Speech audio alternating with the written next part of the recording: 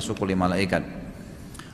Waalaikumsalam. Saya punya sahabat, dia adalah seorang mu'allaf. Dahulu sebelum masuk Islam dia pernah mentato sebagian badannya. Setelah masuk Islam dia menyesal. Apa yang harus saya sampaikan ke dia, mengingat tato adalah dosa? Dia berusaha bersihkan dan dia datang ke tempat-tempat yang tato itu untuk minta supaya dibersihkan. Tapi dengan taubat itu sudah cukup. Pembersihannya itu penyempurnaan atas taubatnya. Jadi sahkah orang kalau bertato sholat, kalau sudah taubat sah? Nggak ada hubungannya, karena tidak masuk tato itu dalam hal-hal yang membatalkan sholat, gitu kan? Jadi tidak ada masalah, yang penting dia sudah taubat, cuman dia sempurnakan, membersihkan. Ya, biasanya kalau pernah ada orang yang bertato, saya sarankan dia kembali ke tempat yang dia buat tato itu, kemudian dibersihkan dengan cara mereka. Allahu alam caranya itu. Berapakah jumlah istri Nabi Muhammad SAW? Setahu saya 9. Dan ini memang termasuk khusus untuk Nabi SAW. Bolehkah seorang laki-laki sholat dengan menggunakan masker karena sedang sakit mencegah penularan? Boleh, nggak ada masalah. Boleh saja. Ya. Raja Najasyi bukankah sahabat, lalu disebut apakah beliau? Bukanlah sahabat, lalu disebut apa beliau? Beliau tabi'in. Karena sahabat itu definisinya adalah yang melihat Nabi SAW dengan mata kepala, beriman dengan Nabi dan meninggal dalam keadaan iman tersebut. Makanya ulama mengkategorikan Najasyi walaupun interaksi dengan Nabi dari sisi surat, gitu kan, tapi tidak pernah lihat Nabi dengan mata kepala. Maka berarti generasi tabi'in.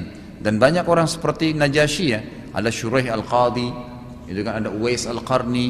Ini semua orang-orang yang terkenal dengan ibadahnya, dengan imannya, tapi tidak pernah lihat Nabi dengan mata kepala. Ulama kategorikan semua sebagai tabi'in.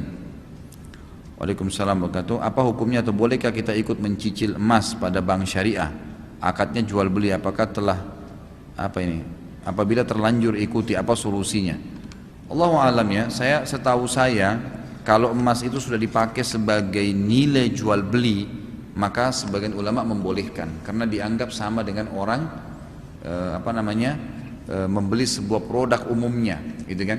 Jadi dia sudah menjadi sebuah produk, maka itu Allah alam dibolehkan saja. Ada pendapat yang membolehkan, ini ulama-ulama mutaakhir ya, yang sekarang ini.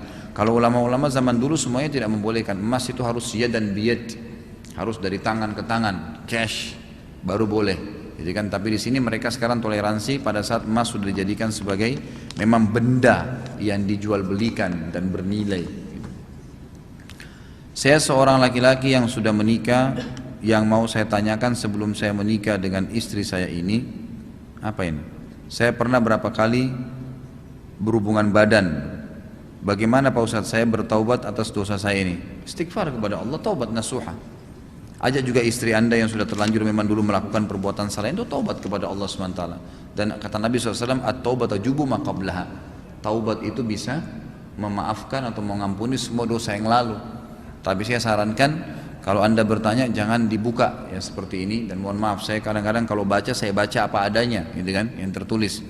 Jadi semua perbuatan dosa kita itu dianjurkan untuk tasattur.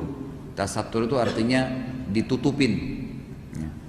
Jangan pernah kita berbuat dosa kita katakan saya pernah buat begini, bagaimana hukumnya? Enggak. Bagaimana kalau seandainya ada seseorang pernah buat ini, gitu kan? Bagaimana hukumnya? Bagaimana jalan keluarnya? Itu boleh. Tapi sebagai jangan menyebutkan kesalahan anda. Kalau memang anda sudah terlanjur melakukan dengan istri, aja istri anda dan anda taubat nasuha kepada Allah dengan meninggalkan dosa itu seketika, menyesali dan berjanji sama Allah tidak mengulanginya, insya Allah Allah terima. Kata Nabi SAW, taubat tetap diterima oleh Allah selama belum sampai ruh di tenggorokan, belum proses penyabutan sakaratil maut. Juga dalam hadis lain, taubat tetap diterima selama matahari belum terbit dari barat. Allahu alam. Jadi terbuka pintu itu. Dan juga Nabi SAW mengatakan Allah sangat gembira dengan taubat hambanya, lebih gembira daripada seseorang di antara kalian yang pergi ke padang pasir dengan seluruh bekalnya di untahnya, kemudian pada saat dia tidur untahnya hilang.